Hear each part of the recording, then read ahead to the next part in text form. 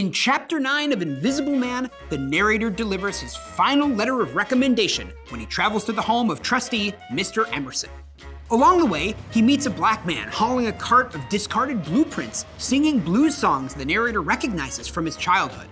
The man approaches the narrator and repeats the same question, "Is you got the dog?" The man explains he's carrying around real blueprints because people are always making and changing plans. The cart man compares Harlem to a bear's den and forgives the narrator for misunderstanding his question about the dog. Leaving the cart man, the narrator is overcome with a feeling of pride for his race, and he stops at a cafe for breakfast. The waiter suggests a typically Southern breakfast of pork chops, grits, and biscuits, which offends the narrator.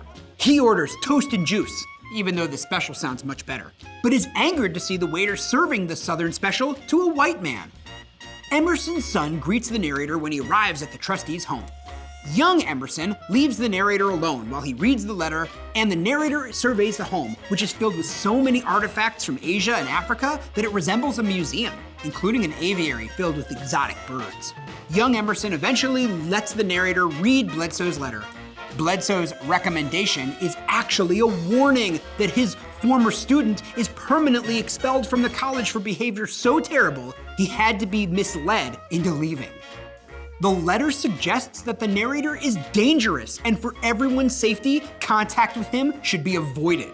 Blinded with anger, the narrator storms out. Young Emerson shouts that the Liberty Paints factory is hiring. Resolved on finding revenge, the narrator calls the factory and is hired immediately. The narrator is confronted with his Southern past twice. First with the cartman's songs, and then with the Southern breakfast in the cafe. Both times his automatic response is offense. To him, the silly songs and Southern food represent slave history and lesser than blacks. After some time, however, he finds comfort in the cartman's songs because they remind him of home. And the cartman's question, "Is you got the dog?" is a black idiomatic greeting of the time, basically asking how things are going or if everything is okay. His character further symbolizes black history in his references to jazz music and black folktales such as Jack the Bear.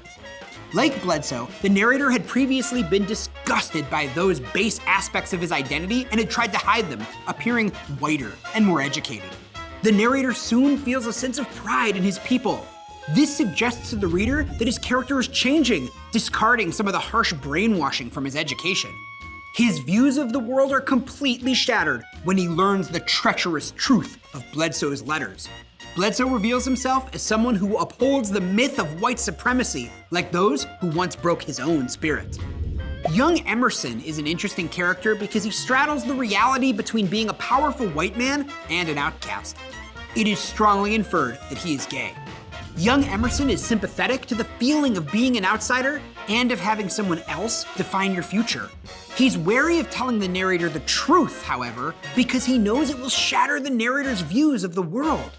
Although well-intentioned, he's simply another white man defining the narrator.